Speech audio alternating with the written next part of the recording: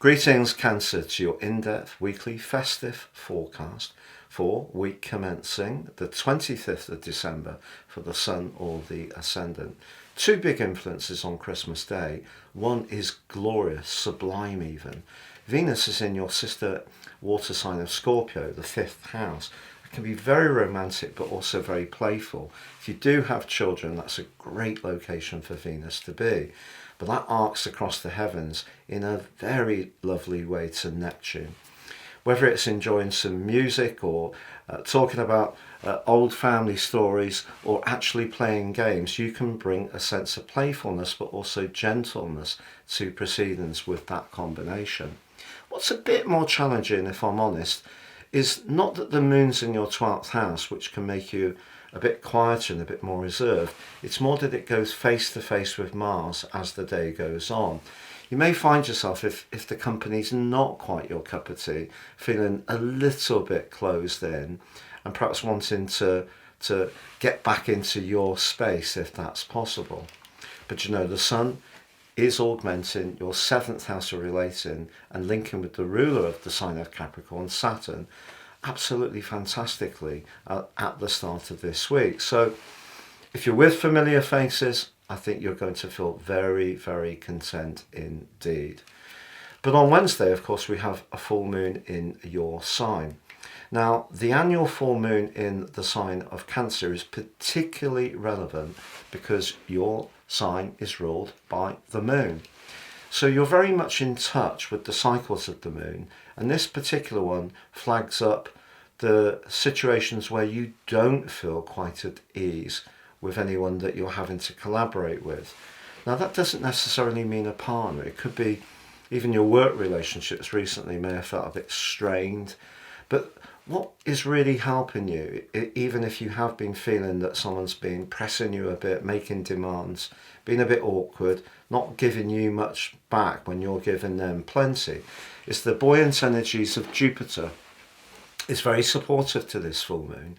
So even if a relationship isn't at its best, I think one of the best ways to look at it is actually to try to see what is good about it, even if that seems a bit thin on the ground. So a more philosophical approach can help you to forget about some of those pressures you may have been on the end of recently. And if you are with someone who's perhaps not quite your cup of tea, try to cut them a little bit of slack with the generosity of spirit that Jupiter does bestow.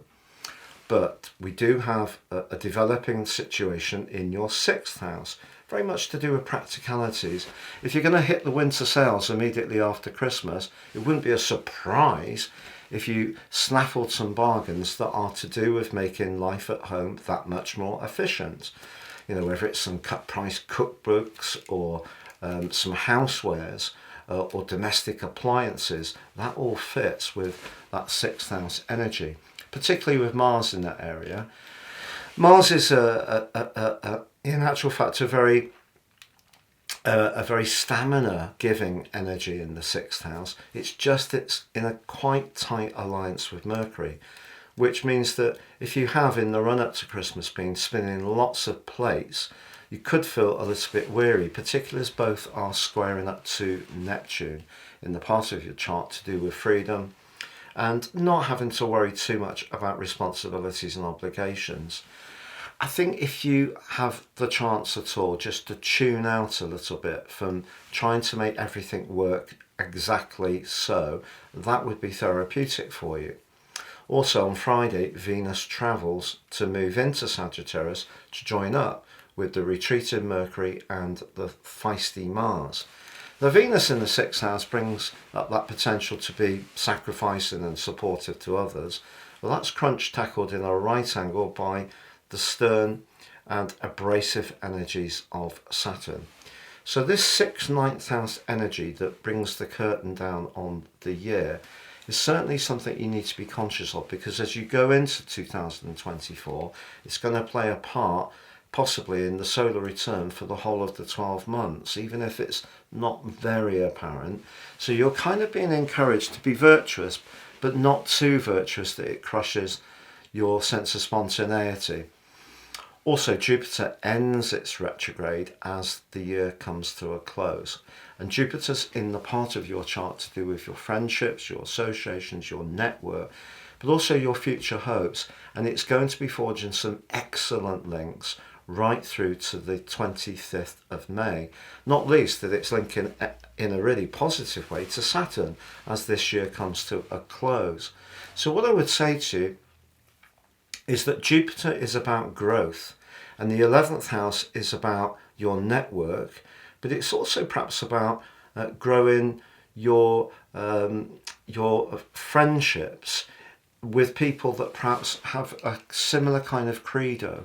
It's not just about who you can meet up and have a laugh with. It may be people that, there's some kind of bigger reason why you spend time with one another. And because of the Sun's link to Jupiter in such a positive way at the heart of this week, there may be one person who's really showing themselves at the end of this year, or will do so next year, that you really can form that bond with, and that bond could get stronger and stronger, which is really, really exciting.